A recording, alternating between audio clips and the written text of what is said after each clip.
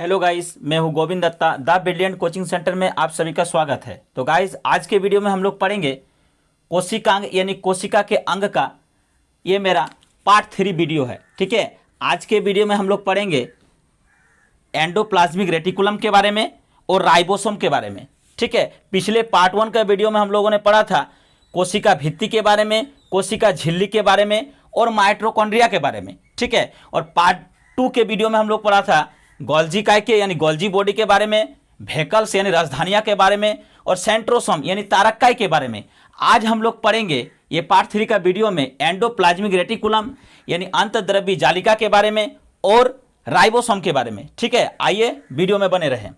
तो अंतःद्रव्यी जालिका यानी endoplasmic reticulum इसका इंग्लिश नाम है। ठीक है, तो अंतःद्रव्यी जालिका जो है ये कोशिका के अंदर आंतरिक सहायता देता है। अंतःद्रव्यी जालिका का काम क्या है? कोशिका को आंतरिक सहायता प्रदान करना।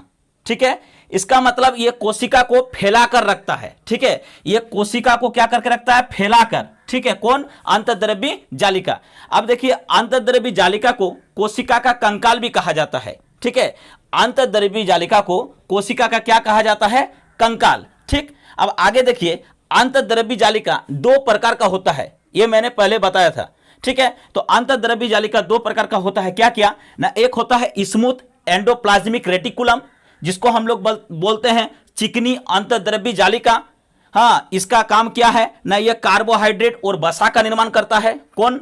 ना चिकनी अंतःद्रव्यी जालिका कार्बोहाइड्रेट और वसा का निर्माण करता है। ठीक है, और नेक्स्ट है रफ एंडोप्लाज्मिक रेटिकुलम। यह इसका हिंदी होता है खुरदरी अंतःद्रव्यी जालिका। ठीक है, इसमें क्या होता है ना? राइबोसोम पाया जाता है। खुरदरी अंतःद्रव्यी जालिका में राइबोसोम पाया जाता है और जिससे ये क्या करता है ना? प्रोटीन का निर्माण करता है। ठीक, अब आगे देखिए राइबोसोम के बारे में। ठीक है, तो राइबोसोम कोशिका के अंदर का सबसे छोटा अंग है। ठीक है, राइबोसोम जो है कोशिका के अंदर का सबसे छोटा अंग। उसके बाद राइबोसोम प्रोटीन का निर्माण करता है। ठीक है, राइबोसोम किसका निर्माण करता है? प्रोटीन का। ठीक, और राइबोसोम को प्रोटीन फैक्ट्री भी कहा जाता है। वो प्रोटीन का निर्माण करता है, इसलिए उसको प्रोटीन फैक्ट्री भी कहा जाता है। ठीक है, तो हमारे शरीर में प्रोटीन का निर्माण 20 एमिनो एसिड से होता है। ठीक, यानी 10 + 10 10 जो होता है ये हमारे शरीर में मौजूद होता है। ठीक, और ये 10 जो है ये हम भोज्य पदार्थों से लेते हैं। ठीक है, उसके बाद तो हमारे शरीर में प्रोटीन 10 + 10 यानी टोटल कितना हो गया? 20 अलग अलग प्रकार के एमिनो एसिड से मिलकर बना होता है, इसलिए हम प्रोटीन को एक प्रकार का एसिड भी कह सकते हैं। ठीक है, अब आगे देखिए, हमारे शरीर में प्रोटीन का 3 काम होता है। हमारे शरीर में प्रोटीन का कितना काम होता है? 3 काम। नंबर 1, सबसे पहले शरीर की वृद्धि के लिए। शरीर की वृद्धि के लिए प्रोटीन का काम होता है। नंबर 2, शरीर की मरम्मति के लिए। हाँ, जब बूढ़ा हो जाता कोई आदमी तो उसका शरीर की मरम्मति के लिए कौन काम करता है? प्रोटीन। अब आगे क्या है ना? ऊर्जा के रूप में। अब ऊर्जा के रूप में कैसे? जैसे मान लीजिए हमें एक दिन से भूखे हैं, ठीक है, और हम कुछ खाना नहीं खाए हैं, तो उसमें हमको ऊर्जा कौन देता है ना? प्रोटीन देता है। ठीक, अब आगे देखिए कि राइबोसोम जो होता है ना, ये 2 प्रकार का होता है। एक होता है 70S राइबोसोम। हाँ, यह जो होता है ये हल्का होता है।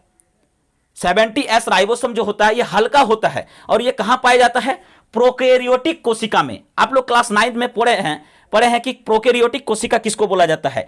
तो जिसमें केंद्रक अविकसित होता है। ठीक है, जिसमें केंद्रक क्या होता है? अविकसित होता है, उसको हम लोग कहते हैं प्रोकैरियोटिक कोशिका। ठीक, उसके बाद आगे क्या है? 80S ribosome. 80S राइबोसोम यह जो होता है यह भारी होता है। 70S राइबोसोम क्या होता है? हल्का।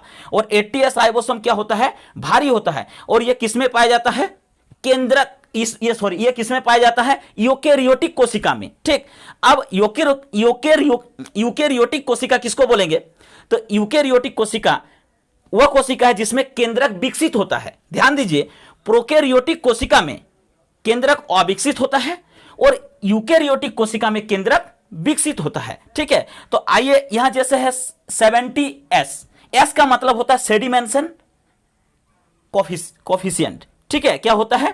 सेडिमेंशन कोफिशिएंट। ठीक, अब इसका हिंदी क्या होगा मीनिंग? अवसादन गुणांक। ठीक है, यानी ये राइबोसोम का अवसादन गुणांक है। ठीक, तो आज के वीडियो में इतना ही।